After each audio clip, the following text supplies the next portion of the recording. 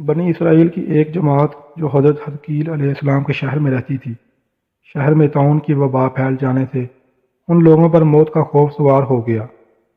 اور یہ لوگ موت کے ڈر سے سب کے سب شہر چھوڑ کر ایک جنگل میں بھاگ گئے اور وہیں رہنے لگے۔ تو اللہ تعالیٰ کو ان لوگوں کی یہ حرکت بہت زیادہ ناپسند ہوئی، چنانچہ اللہ تعالیٰ نے ایک عذاب کے فرشتے کو اس جنگل میں بھیج دیا، جس نے ایک پہاڑ کی آڑ میں چھپ کر اور چیخ مار کر بلند آواز سے یہ کہہ دیا کہ تم سب مر جاؤ۔ اور اس مہیب اور بھیانک چیخ کو سن کر بغیر کسی بیماری کے بالکل اچانک یہ سب کے سب مر گئے، جن کی تعداد 70,000 تھی۔ ان مردوں کی تعداد اس قدر زیادہ تھی کہ لوگ ان کے کفن دفن کا کوئی انتظام نہیں کر سکے، اور ان مردوں کی لاشیں کھلے میدان میں بے گور و کفن 8 دن تک پڑی پڑی سڑنے لگیں، اور بے انتہا تفن اور بدبو سے پورے جنگل بلکہ اس کے اطراف میں بدبو پیدا ہو گئی۔ کچھ لوگوں نے ان کی لاشوں پر رحم کھا کر چاروں طرف سے دیوار اٹھا دی تاکہ یہ لاشیں درندوں سے محفوظ رہیں۔ کچھ دنوں کے بعد حضرت حزقیل علیہ السلام کا اس جنگل میں ان لاشوں کے پاس سے گزر ہوا، تو اپنی قوم کے 70,000 انسانوں کی اس موت ناگہانی اور بے گور و کفن لاشوں کی فراوانی دیکھ کر رنج و غم سے ان کا دل بھر آیا۔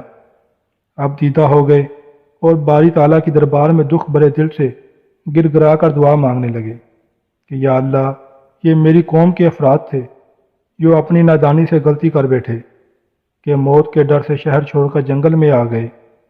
یہ سب میرے شہر کے باشندے ہیں، ان لوگوں سے مجھے انس تھا، اور یہ لوگ میرے دکھ سکھ کے شریک تھے۔ افسوس کہ میری قوم ہلاک ہو گئی اور میں بالکل اکیلا رہ گیا۔ اے میرے رب، یہ وہ قوم تھی جو تیری حمد کرتی تھی اور تیری توحید کا اعلان کرتی تھی اور تیری کبریائی کا خطبہ پڑھتی تھی۔ آپ بڑے سوزے دل کے ساتھ دعا میں مشغول تھے کہ اچانک آپ پر یہ وحی اتری کہ اے حزقیل، آپ ان بکھری ہوئی ہڈیوں کو فرما دیجئے کہ اے ہڈیوں، بے شک اللہ تعالیٰ تم کو حکم فرماتا ہے کہ تم اکٹھا ہو جاؤ۔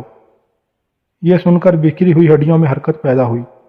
اور ہر آدمی کی ہڈیاں جمع ہو کر ہڈیوں کے ڈھانچے بن گئے۔ پھر یہ وحی آئی کہ اے حزقیل، آپ فرما دیجئے کہ اے ہڈیوں، تم کو اللہ کا حکم ہے کہ تم گوشت پہن لو۔ یہ کلام سنتے ہی فوراً ہڈیوں کے ڈھانچوں پر گوشت پوش چڑھ گئے۔ پھر تیسری بار یہ وحی نازل ہوئی، اے حزقیل، اب یہ کہہ دو کہ اے مردو، خدا کے حکم سے تم سب اٹھ کھڑے ہو۔ چنانچہ آپ نے یہ فرما دیا، تو آپ کی زبان سے یہ جملہ نکلتے ہی 70,000 لاشیں دم زدن میں ناگہاں یہ پڑھتے ہوئے کھڑی ہو گئیں کہ سبحانک اللہم و بحمدک لا الہ الا انت۔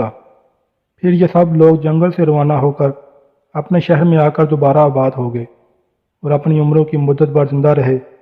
لیکن ان لوگوں پر اس موت کا اتنا نشان باقی رہ گیا کہ ان کی اولاد کے جسموں سے سڑی ہوئی لاش کی بدبو برابر آتی رہی، اور یہ لوگ جو کپڑا بھی پہنتے تھے وہ کفن کی صورت میں ہو جاتا تھا،